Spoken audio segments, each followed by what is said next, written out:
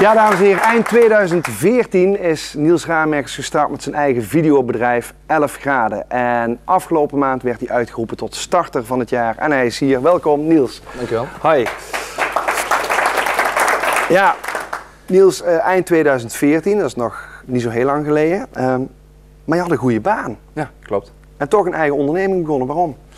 Ik had inderdaad een goede baan en dat is op zich natuurlijk een veilige plek om daar lekker in te blijven. Maar ik had inmiddels ook een jong gezin en ik zat veel in de auto, stond ook vaak in de file.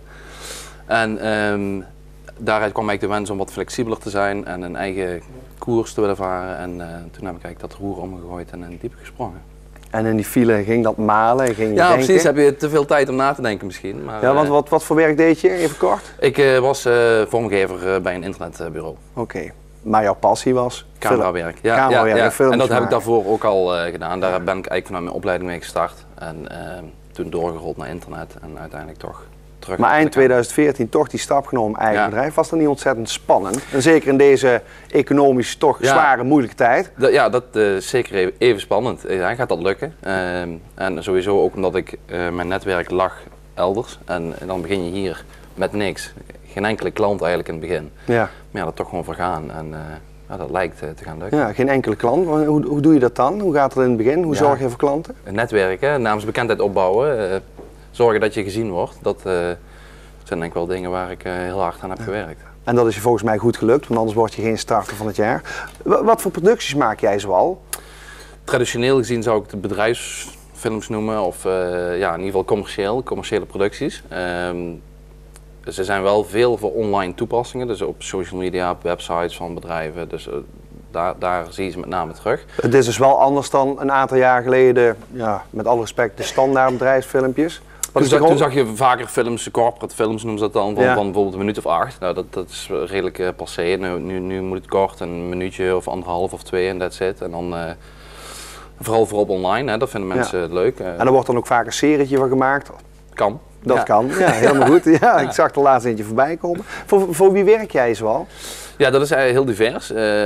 Het is wel, ik werk veel voor de regio, wat ik ook echt heel leuk vind. Gewoon regionale bedrijven. Ik ga ook wel daarbuiten, maar het zijn en dan van de groot tot klein. En dat vind ik ook nou juist net het leuke. Ja, en van groot tot klein, wat moet ik dan aan denken? Wat is bijvoorbeeld groot?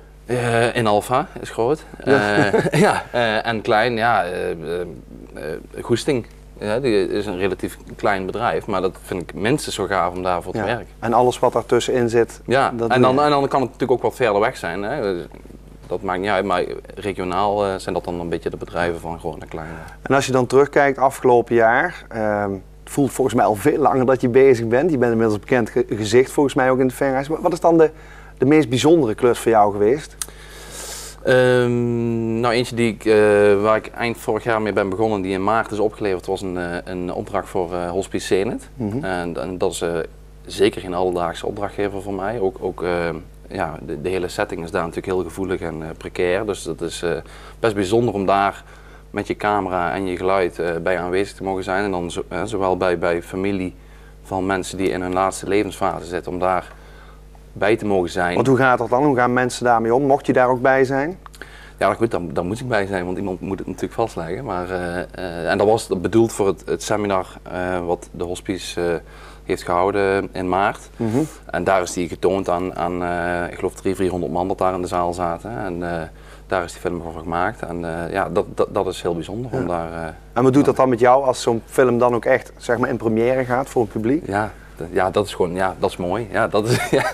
Dat is het moment natuurlijk dat bijzonder. Ja, want ik had eigenlijk van alles verwacht, maar niet Hospice Zenith. Nee, maar bijvoorbeeld een hele andere, waar ik weer minstens zo trots ben, maar gewoon in een hele andere sfeer is. Bijvoorbeeld voor de Verrijse Ondernemersprijzen heb ik wat video's gemaakt, maar bijvoorbeeld ook voor Peter van Os, die ook gewonnen heeft. En dat zijn dan van die trajecten, doe ik dan samen, ook met andere creatieven, in dit geval met Broer en Broers. En dat zijn gewoon hele toffe dingen om te doen. En vooral als je dan ook nog voor die klant natuurlijk de prijs pakt, dan is dat wel heel tof. En nou ben je afgelopen maand uitgeroepen tot starter van het jaar. Waarom denk je zelf dat jij dat geworden bent? Ja, goede vraag. Dan moeten we eigenlijk vragen aan de mensen die daarbij aanwezig waren. Die mensen hebben dat waarschijnlijk al gezegd. Waarom vind je het zelf? Nou ja, goed, als je het hebt over die avond, want er was natuurlijk een verkiezing en er zitten mensen bij, dan kan het natuurlijk te maken hebben met de manier hoe ik die presentatie die avond gebracht heb. Daar heb ik best wel wat tijd in gestoken om dat goed voor te bereiden. En dat heel dynamisch er uiteraard uit te laten zien, ook met video. En ik denk dat dat mensen natuurlijk altijd wel aanspreekt. En in zijn algemeenheid denk ik dat mensen het wel gedurfd vonden dat ik in één keer dat roer heb omgegooid en zo in het diepe ben gesprongen en gewoon, ja, zonder ja, hoe zeg je dat? No way back, zeg maar. Dus ik moest wel en dat mensen dat wel kunnen waarderen. Ja. En wat levert het jou dan op, die prijs? Wat doet dat met jou? Als persoon? Ja. Ja, dat maakt je wel trots. Dan denk je van oké, het werkt. Hè? Vooral ook dat bouwen aan naamsbekendheid en laten zien dat je er bent. En dat mensen eigenlijk niet om je heen kunnen. En heb je dat nu ook al gemerkt van hey, ik ben starter van het jaar geworden en ineens gaat de telefoon ja, vooral qua PR en publiciteit natuurlijk.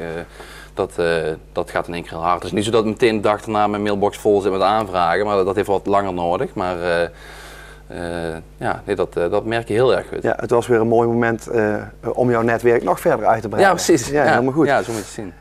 Hoe ziet de toekomst van 11 graden eruit? Stel, je bent nu een jaar verder. Ja. Na zo'n jaar, hoe gaat het volgende jaar? Nou ja, weet je, mensen vragen dat wel vaker. En vooral als je dan, als het allemaal, wat ik net al zei, lijkt te lukken. Van mensen erbij, personeel, meer apparatuur en dat soort zaken. Nou, apparatuur en zo wel, maar het is niet zo dat ik ambitie heb om een heel groot bedrijf van te maken met 10 man personeel.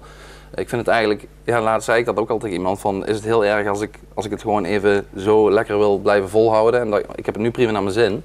Waarom zou ik dan per se, natuurlijk, ik heb wel ambities, maar niet op dat vlak. Gewoon lekker door blijven gaan. En, ja. Kun je alle aanvragen die je krijgt eigenlijk nog wel verwerken, of niet? Jawel, lukt wel. Of kunnen mensen nog bellen? Mensen kunnen wel bellen. Ze kunnen nog steeds bellen. Nee, weet je, dus, sommige dingen hebben natuurlijk een wat langere planning, zitten bijvoorbeeld verder weg. Anderen die bellen van heb je volgende week tijd. En ik probeer dat altijd wel een mouw aan te passen. En tot op heden lukt dat eigenlijk vrij aardig. Helemaal goed. Mag ik jou heel hartelijk bedanken. Ja. En fijn dat je hier was. Dank je wel.